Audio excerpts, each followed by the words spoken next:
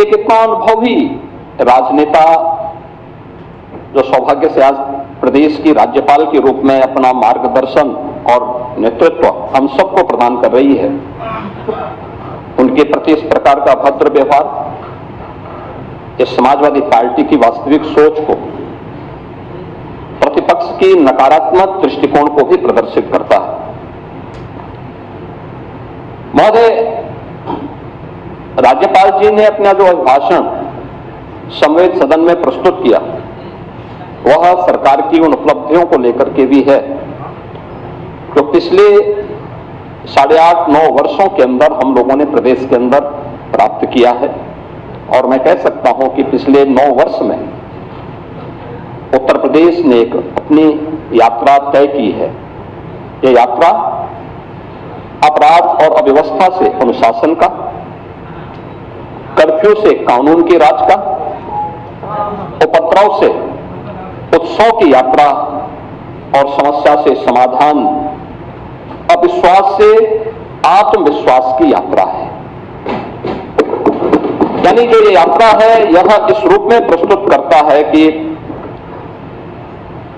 आज देश और दुनिया भी इस बात को स्वीकार करती है कि उत्तर प्रदेश में चेंज आया है। और उत्तर प्रदेश में आखिर क्यों नहीं ये चेंज आना चाहिए? उत्तर प्रदेश की 25 करोड़ जनता का अधिकार है, उनको भी वो हक मिलना चाहिए था जिसका वो अधिकारी था।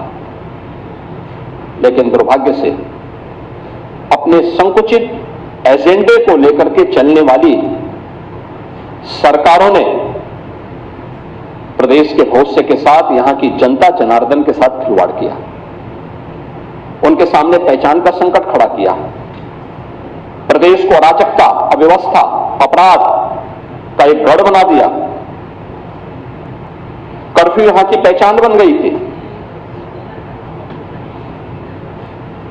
उन स्थितियों में तो उत्तर प्रदेश, जिसको हम भारत के शाश्वत मूल्यों की आधारभूमि मानते हैं,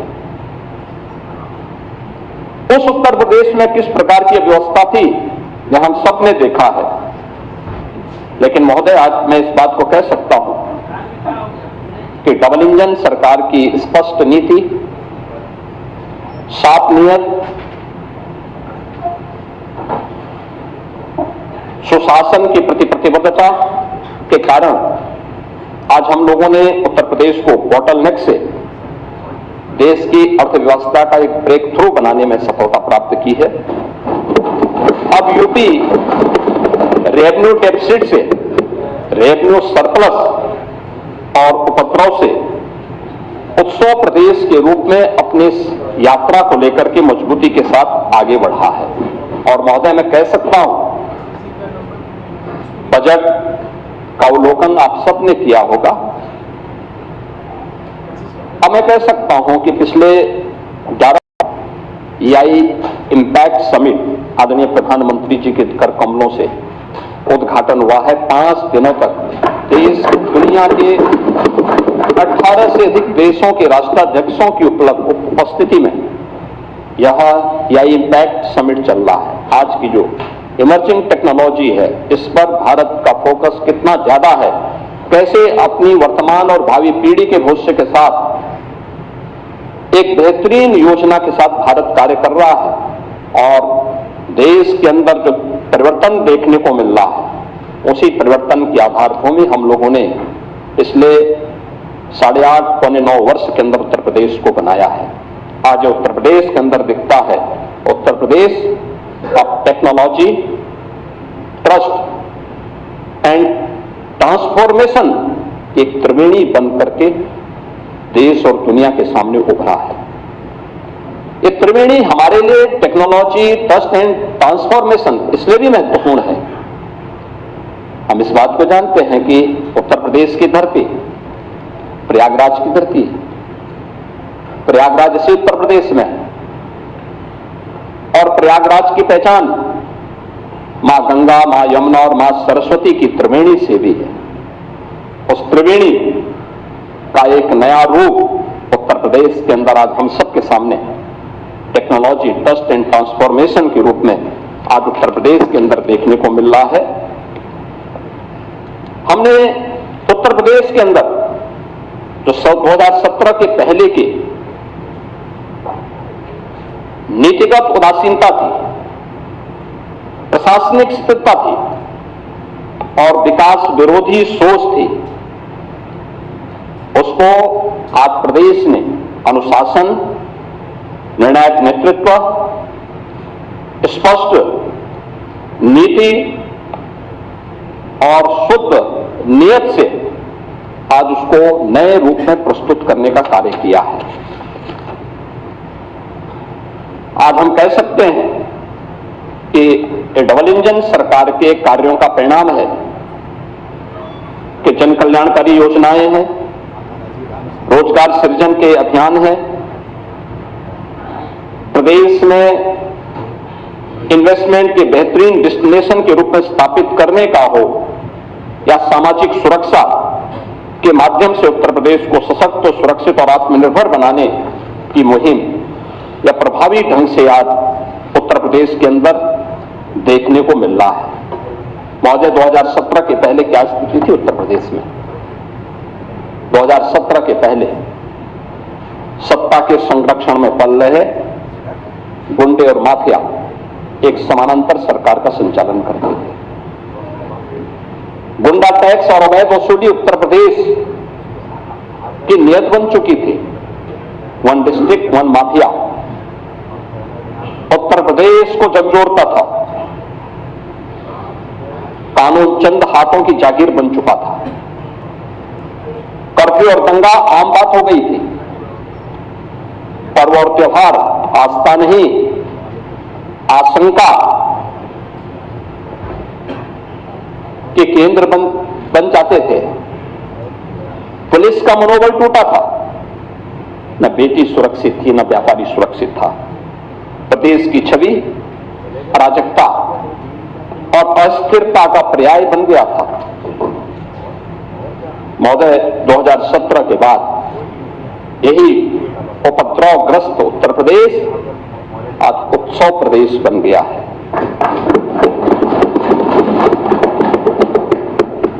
आज कानून का राज है। हमने बार बार कहा है, विकास की पहली शर्त रूल ऑफ लॉ है और रूल ऑफ लॉ के उस लक्ष्य को प्राप्त करने के लिए सरकार ने पूरी मजबूती के साथ काम किया। प्रदेश के अंदर रिकॉर्ड पुलिस भर्तियां की, महिला सशक्तिकरण पर ध्यान दिया, युवाओं के लिए नई नई योजनाएं बनाई,